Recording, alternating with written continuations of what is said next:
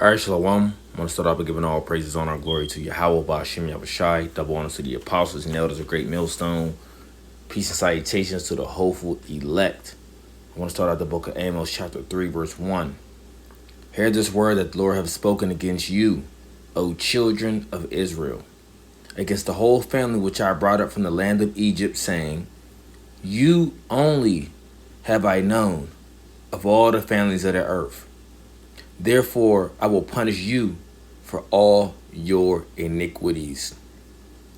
You so-called Negroes, Latinos, and Native Americans of Negroid and Indian descent, you wonder why you are going through the hardships and all the other things you're going through today. Well, it's because you are of the children of Israel, right? You are of the chosen people, of the chosen lineage of the Heavenly Father, who you people ignorantly call God. And also you are part of the lineage who the world ignorantly calls Jesus Christ. You are going through what you are going through because you were disobedient, or we, okay? I don't want to just say you, but we, because I'm a part of their lineage as well. Okay, I'm an Israelite as well. So we have been disobedient unto the Heavenly Father. So this is why we are going through all the things we are going through today. Let's get a few precepts. Let's go to the book of Daniel, chapter 9. Let's start at verse 8. It says, O Lord, to us belongeth confusion of face, to our kings, to our princes, and to our fathers, because we have sinned against thee. To the Lord our God belong mercies and forgiveness, though we have rebelled against him. That's why the scriptures constantly say, return unto him.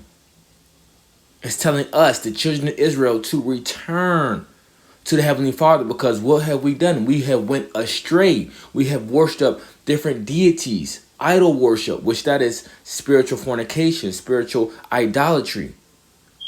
We have went under every green tree playing the harlot. As we were married to the Heavenly Father, we have parted ways from him by clinging on to these different deities, clinging on the ways of the other nations, which became a snare unto us. All right? So what belongeth to us? Confusion, shame. All right? Verse 10, neither have we obeyed the voice of the Lord our God to walk in his laws, which he set before us by his servants, the prophets. Right? The prophets were always there. Well, see, we didn't hearken. We didn't take counsel unto the servants, the prophets. We did our own thing. Same things that you see today. Of when the men of the Lord, the servants, the prophets are on the streets teaching and preaching the word of Yahweh, Ba'ashem, Yahushai. Are they taking counsel? No.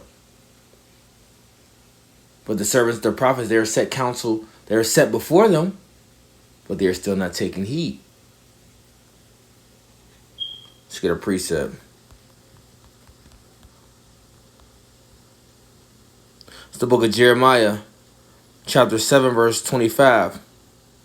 Since the day that your fathers came forth out of the land of Egypt until this day, I have sent you into all my servants, the prophets, daily rising up early and sending them. Right?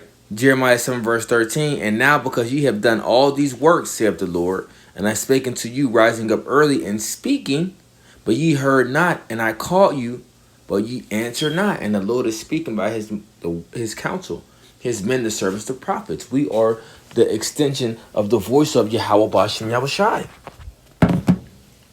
You see? We are that voice. We are whom the Lord is speaking through. That's why we must speak the oracles of the Most High. That's why the scriptures say, to the law and to the testimony, if they speak not according to this word, there is no light in them. You see? So back at Daniel chapter 9, verse 10, it says, neither have we obeyed the voice of the Lord our God to walk in his laws, which he set before us by his servants, the prophets. Yea, all Israel have transgressed thy law, even by departing, that they might not obey the voice. Therefore the curse is poured upon us, in the oath that is written in the law of Moses, the servant of the Most High, because we have sinned against him. Okay? That curse. And I'm going to get into that just very shortly. Verse 12, and he have confirmed his words which he spake against us and against our judges that judged us, by bringing upon us a great evil. For under the whole heaven have not been done as have been done upon Jerusalem, as it was written in the law of Moses. All this evil has come upon us, yet made we not our prayer before the Lord our God, that we might turn from our iniquities and understand thy truth. Therefore have the Lord watched upon the evil and brought it upon us. For the Lord our God is righteous in all his works, which he doeth, for we obeyed not his voice. All right. So we didn't obey the voice. And everything that the Lord have done is righteous. Right? The things that you think that are bad of, why would he do this? That's what people say. Why would God do this? If he loved us so much, where has thou loved us? Why did he put us in slavery? Why are we in a worse condition that we have ever been in? Because the Lord have told us, if you don't obey my voice, let's just get it. Let's get it. Let's go to the book of Deuteronomy chapter 28.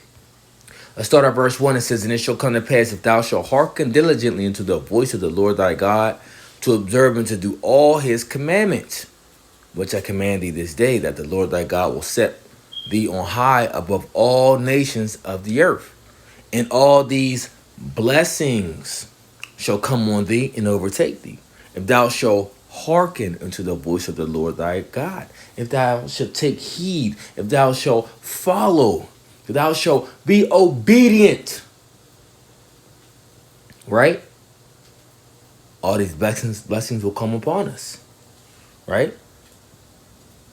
And you'll see from the 3rd verse into the 14th verse, it speaks about all the blessings that will happen if we hearken. Let's jump to verse 15. But it shall come to pass, if thou wilt not hearken unto the voice of the Lord thy God, to observe and to do all his commandments and his statutes, which I command thee this day, that all these curses shall come upon thee and overtake thee. When you go to the 16th verse on down to the 68th verse, it talks about all the curses that happened upon the children of Israel. Okay, this is who the Bible and the story is really strictly about. The Israelites, the history of the Israelites, the fall, the rising. Okay, the rising, the fall, the rising, the fall, and the rising again, so to speak, right, of the Israelites. Because right now we are downtrodden. We are in a fallen state. But as the scriptures say, we will once rise again. Because we're going to get our land again. We're going to have the kingdom again. Right? Meaning the kingdom of heaven is going to be with us. Alright? We're going to have Jerusalem again. So Salakia for that. That's what I'm going to say. So we're going to have Jerusalem again. We're going to be established as an everlasting kingdom under Yahweh Shai, right? Under King David, under the 144,000, the governing body, which are all Israelites. The whole 1/3, the mixed multitude, all Israelites.